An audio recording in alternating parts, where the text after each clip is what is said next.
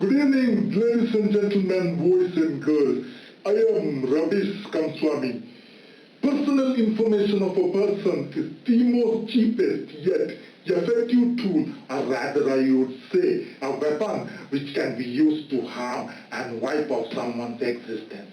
Literally the physical existence of a person from the society and from this world.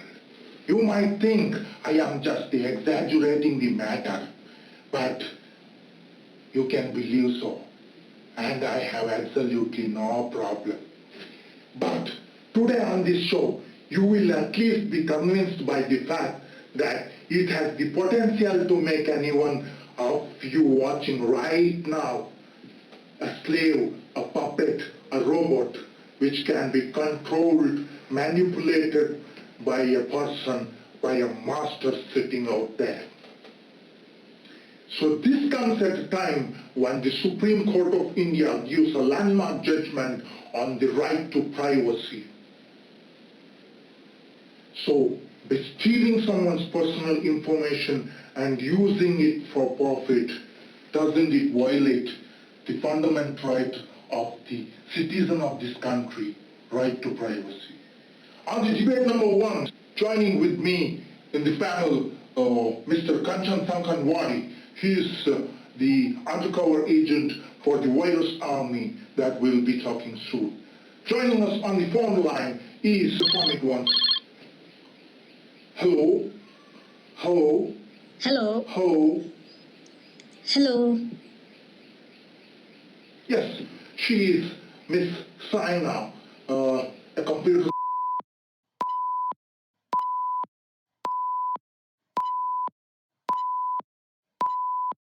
And she is also a psychiatrist. Now, let us start. The first question on you, Kachin Sakanwadi. Can personal information really be used in such a way that it can wipe out someone's existence? Can you take us through as how this all works? Does your argument of personal information or private conversation, videos, photos, can really that be exploited? Huh? Is there a scientific backing or sort of a study to support this? Please tell us, sir. Please. Yes, this does really exist and has been in existence for a very long time.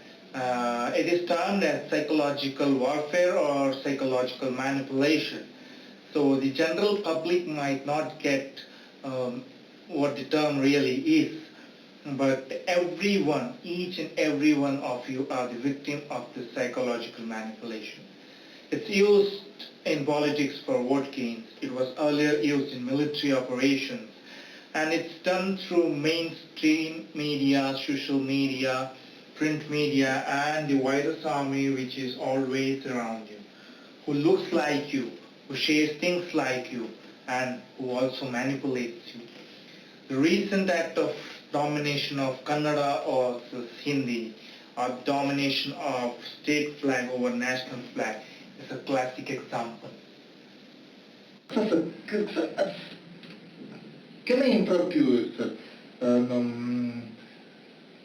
Can we go into much micro level than a macro level and see from a individual's perspective? Can we? Thank you. Now, if you ask me what it can do in a micro level, then let me introduce this particular term, psychological manipulation.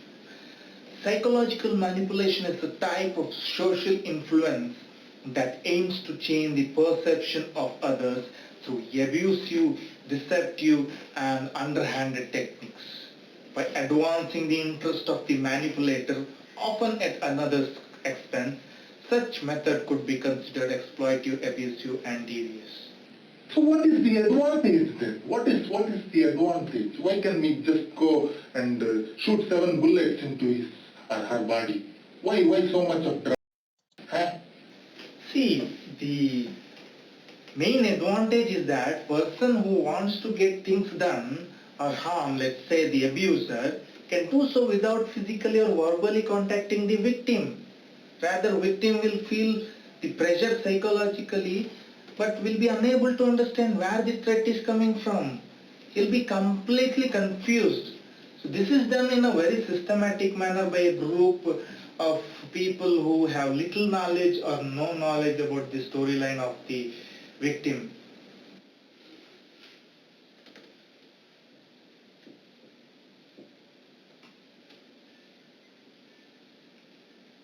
So this whole operation is divided into three main stages.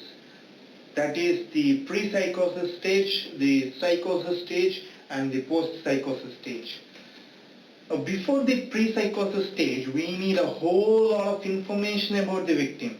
So either we collect it from a person close to him, or rather we'll send our own undercover to collect information by using reverse psychology and social engineering. We gather his personal information this way and we study his complete character, his likes, dislikes, is he into sports, academics, music, photography, his strengths, his weaknesses, things at which he gets very angry. And once we get this character, we mainly focus on again three main angles.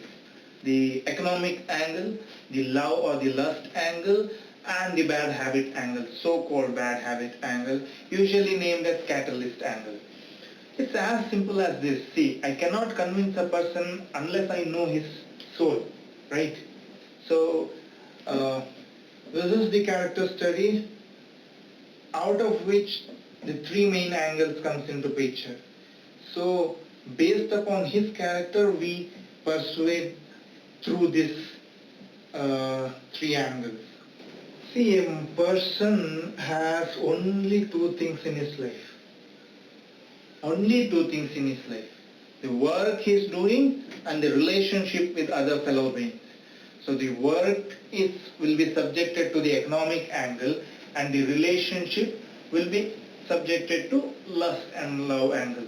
And the third angle which I talked, the catalyst angle, that probably is additional advantage for us to exploit. So if he doesn't have it, we can always persuade it. Not a big deal at all. What is this persuasion technique all about? Huh? See, persuasion techniques are very helpful in making victim take certain decisions, choices that actually will help us in putting the victim into pre-psychotic state. So here the work of the character study plays a very important role. Let's get into the economic angle. So the victim will be offered with a part-time job or will be given small projects related to his interest, say photography, music, or project making, any of this. If he is not into this, then probably cricket betting, gambling, any of these other illegal things. So the main aim is to persuade the victim into making money and create an atmosphere of stardom around him. So he will gradually get into purchasing luxurious items and in a way digging his own hole. Second is the love and the lust angle. See, this is very, very important angle. This angle will demoralize the victim the most. The behavior of the victim towards their opposite sex needs to be analyzed very, very, very carefully. If he is a boy, for example, let's say, does he like cute ones? Does he like sexy ones? Does he like soft ones? Does he like wild ones? His preferences when it comes to having intercourse, the places he prefers, let it be a hotel or his own house or outside in the wild. So knowing his interest and preferences is more important. Does he actually get into the intercourse? Is not a matter of concern at all. No one is gonna get into DNA checking later to prove his claims. So if the victim has talked about it, or partially it, or has gone to find a hooker, it's all that we need. Now we come to the final stage, the catalyst stage. Victims are usually prone to this angle very much, at a very early age nowadays. It starts as trying out things but becomes a habit. Persuading someone to this angle is not a difficult job itself. But increasing or decreasing the frequency of consumption or place of consumption or time of consumption needs to be worked on. Victim can be smoking in a closed room or only during exams, but making him smoke in the public, that too fearlessly, is our job. Here I would want to make a very important submission. Habit is very much different from addiction, and for our convenience we mislead the habit into addiction. It's as simple as that. You are deliberately kicking my question. You have missed my question. My question is, how do you persuade victims? How can you really do that? What are the ways? Please throw some light on it, please. Constant persuasion is always carried out by our own people from the virus army, who have made space in the inner circle of their friends, of the victim. So as I mentioned in the starting, through social engineering and reverse psychology, information is extracted. In the same way, through repetition, saying the same things again and again, following it up on every other day, emotional arousal, humor, worry, and subliminal messaging. This could be done through long walk conversation in the evening. And with the era of internet and social media presence, this has become more easy. We can persuade him through sending videos, photos, and putting him into the group and carrying him out with the fake conversation. We are master in that. We can do anything. What do we gain out of this whole persuasion exercise? See, through this exercise we have persuaded the victim to do things which otherwise in normal situation he would have never even attempted to think about it. So that is the main power of persuasion techniques. Is persuasion necessary? It is very much necessary. If we don't have enough storyline about the victim, how will we be able to intimate it in later stages? Okay. Give me one example that you will be using in your later part of the interview, please. So let's take example from the love and lust angle. The victim goes out for a date with the girl. The victim being a boy, now he takes her for a long ride. On the ride, the girl is having a pomegranate food, let's say, which is a bit peculiar, but gets stored somewhere into the mind of the victim.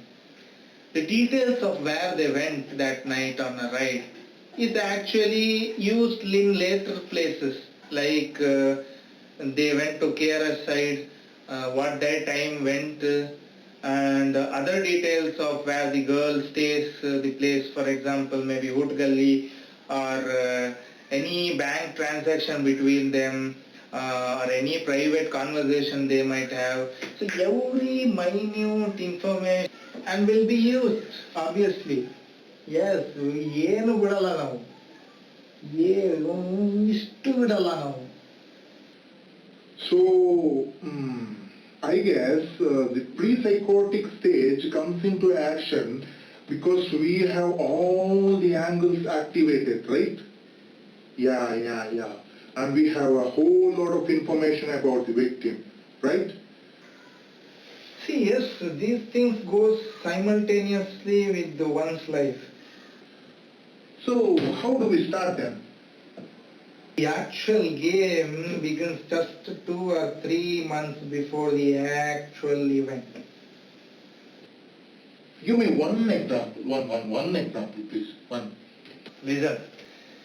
First and foremost thing is with the deadline. Some of the deadlines are difficult to manipulate or change. So we need to change ourselves to that deadlines. For example, the deadlines are different for different people. Student's deadline would be his final exam. It's very, very crucial thing for him. For a grown-up, it could be marriage. For some, it could be retirement. Since we are concerned about youth, let's take the victim. It's an engineering student who has the exams in another 2 or 3 months. Let's assume we have his private information. Let's say he is into music, good in making projects. He has an NGO. He also runs an enterprise. The more active he is, it's easy to suppress him. Yes. So victim is made promises of getting projects which could earn him good money. Victim is then persuaded to make an investment or a purchase, say a new bullet or a pulsar. We also make arrangements for loan, if not fully but partially. Basically, we want the victim to count the eggs before they hatch. So once we have successful in making the victim invest a huge sum of money that is actually not there, we have already caught the bull by its horn. Now the process of destabilization starts here. The aim of destabilization is that victim is put into Pact 22 and he is made to go clueless just before the exam. So the Pact 22 is a situation where the victim in no way will be able to come out of the situation because one problem is related to another. This problem is related to another. This problem is related to another problem. So destabilization involves a couple of things. Setting up to fail, shifting the goalpost, persistent attempt to demoralize the victim, and in order to break the bond between the team members, gaslighting, victim blaming, victim playing techniques will be used. Give me one example, one example with respect to this, please. Let's start with the setting up to fail. Let's say the victim has a music band. We will provide him opportunity to perform and would also promise him payment. But we will manipulate with the delivery aspect. We will invite the band to perform for a Christmas Eve. But the band would be performing fusion music, which obviously will not have audience, at least on a Christmas Eve. Then we will invite him to perform in a marriage of a Hindu conservative family. But the band would be performing English tracks. Now he will not be having any audience. Now how you convince bandmates? That is the art that we have mastered from a very long time. Now by doing so, we are demoralizing the victim and also make him spend his own money. Shifting the goalpost without informing the victim or misinforming the victim is another way. Let's say the victim has taken up a Gram Panchayat project of giving solar street lights to a village in, say, Mandya. We must see here that the money invested in the project will be refunded only after the project gets over. So we will make the project to be funded, that is, money will be invested, but the work will be delayed. They will be delayed so much that tariq pe tariq kind of thing. So this is shifting the goalpost. Between these goalpost shifting, the victim is on constant pressure from people who have given him loan to purchase the bullet. So he takes up more jobs in order to repay the loans. But behind the scene, we will be constantly setting him to fail, and that will demoralize him much. And we will also be keeping the victim busy in partying, traveling, messaging. So time kahan hai bacche ke paas? So we are constantly pushing the victim towards the pack 22. Now just before 4 days to the exam, we will start our actual pressurizing. What is the pressure? Huh? He has exams to write, he has to study for it. He has pending projects, and there will be a constant pressure from the project side also. The cash that he had is already invested on the materials. He'll be also pressurized from the people who have given him loans. And on top of that, we have the love angle to be exploited also. So, just before the exam, he has no sources, he has no money, all his contacts are not willing to help him. So this is the perfect pack 22. He has to write exam and on the same way solve his financial crisis. How will he do? It's not possible, I say. What is the pressure you are talking about? How does this work? Please, last question.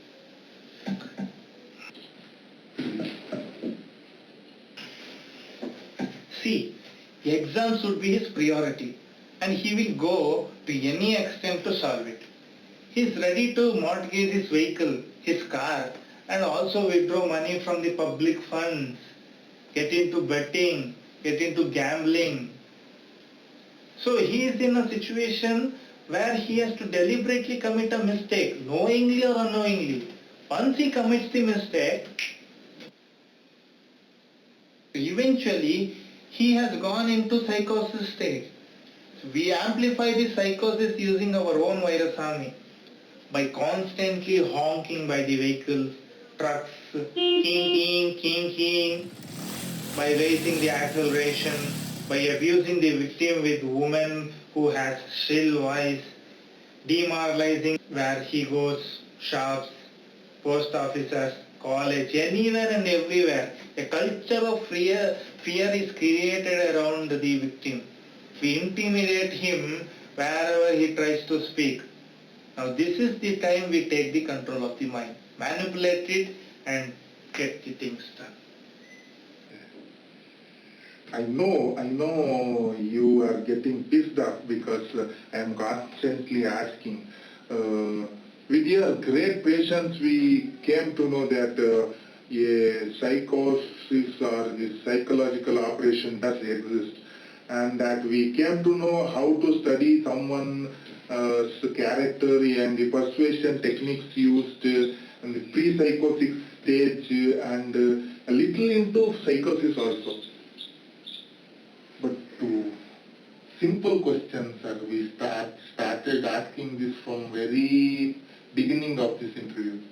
What is the role of personal information and private conversation and all? Please. Hello. Hello. Hello. Hello. Hello. Are you on the line, Saira? Yes, I am able to hear you. Please go on with your question. Can you please continue the interview for us? Yeah. Yes. Yeah. Okay. So I was asking that where does this private information comes into picture? I was asking. Yes, I'll talk about covert hypnosis because... Okay, you're going to be saying about covert hypnosis and other manipulation techniques. Yes. Okay. Go on, sir. Go on. थोड़ा volume दे रहे थोड़ा. Because that is really important when it comes to the psychosis stage. And later on I will talk about post-psychosis stage. So during the psychosis stage, covert hypnosis and indirect communication is used. See, covert hypnosis can happen in a place where the victim stays for a very long time. Like the victim is traveling in bus or a train, victim is standing on the road, or victim is standing in a long queue. Now we know the history of the victim, and we in that short period of time will be feeding the victim with the manipulated info.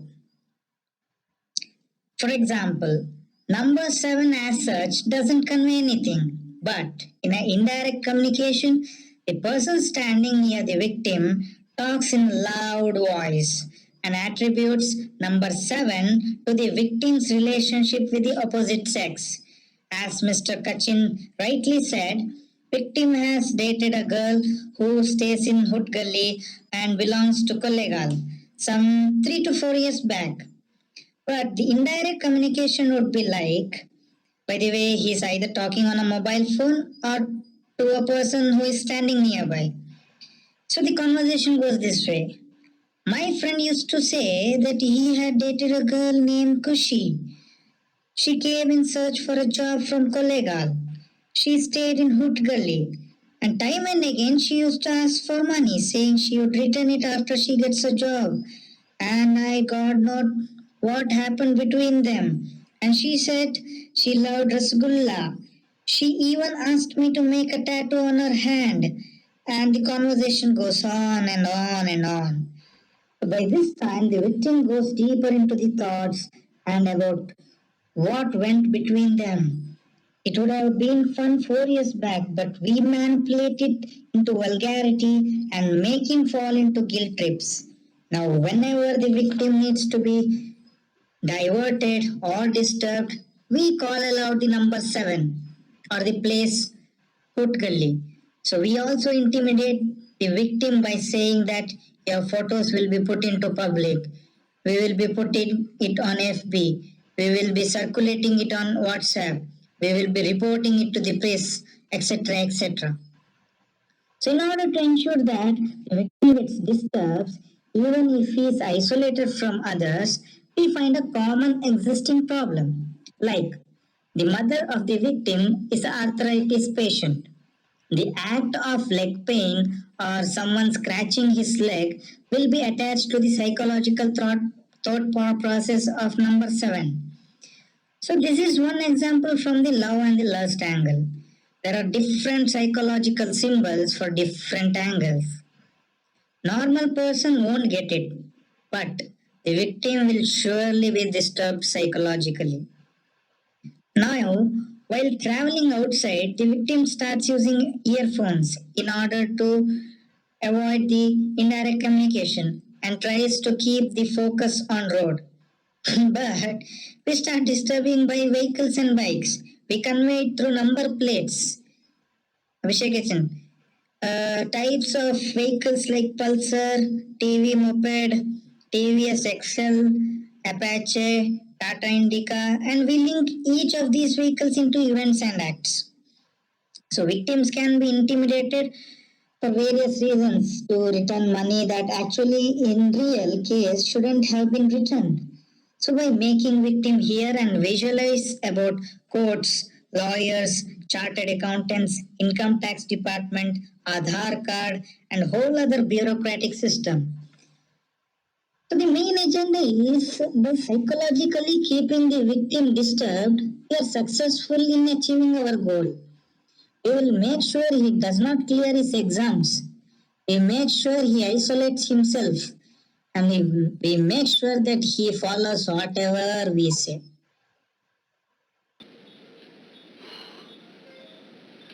That is really a exploitative and abusive and devious and deceptive method. What do you say, Kankanwadi? Sorry, Sankanwadi. What I understand is that you have a virus army, a mob that is always there in the public for this covert hypnosis and manipulation. But I fail to understand how to convince the people closer to the victim. See, I can't reveal much in this section. It's a complete loss to me actually. But a very simple thing you need to understand is that people are very much concerned about safeguarding their respect in the society that they have earned in the years. Their maryade is very important and they can go to any extent to protect it. Some even pay ransom, which is a good fund for us. So we directly attack this dignity and maryade aspect. So other set of people around the victim are ready to play against the victim for various reasons. Some do it for money, some do it to take revenge, some do it because they are well-wishers. It's all the matter of time. We convert and manipulate few normal events psychologically into vulgarity and later into fun. It is as per our wish. What if the victim turns around and stands against you? What will you be able to do then? Eh? Normally, it doesn't happen because you see, the mind becomes so fragile and vulnerable that it is easy to manipulate according to our wish.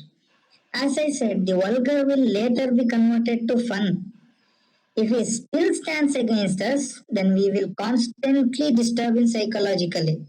Be it 6 months, 1 year, 1.5 years, 2 years, so much that after a while he starts to look like a mentally ill person and behave like one. So naturally, after seeing this, the society won't support the victim, rather they will support us. What do you say people around the victim? We have a lot of options to choose from.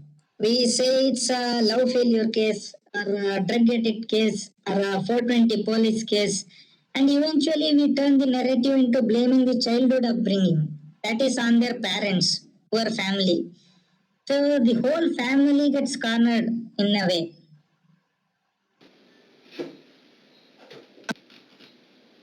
And the greatest irony is that we have a scientific explanation for this kind of ailment. In the psychiatrist department, we term this as schizophrenia, hearing voices and paranoid delusion. Bloody what they don't know is that we actually create that. Now, if you go and Google it, you will see the exact cause of this ailment is not known till now. And the treatment sometimes take a lifetime itself. So we have more than 1 million cases per year in India itself. So that is the angle. Thank you so much, Saina, for talking to us. It's been a great pleasure talking to you. And we will be depositing rupees 10 as the loyalty charges to your bank account. And thank you, Kachin Sankanwadi. It's been a great pleasure to talk to you too. And we will be depositing rupees 7 as loyalty charges to your bank account. Thank you so much, both of you. Jokes apart, let's get serious. Who is real? Who is fake? Who is talking the truth? Who is lying? Whom to trust upon and whom to ignore? This is all it comes down. The opportunities are wide here. The master is never in direct contact with the victim. In no way the victim can reach up to him. The psychological pressure is so much that sometimes the victim ends killing his own parents, sisters, brothers, friends, or anyone out there in the public. It makes humans into morons, into beasts, because it attacks the main aspect, the communication.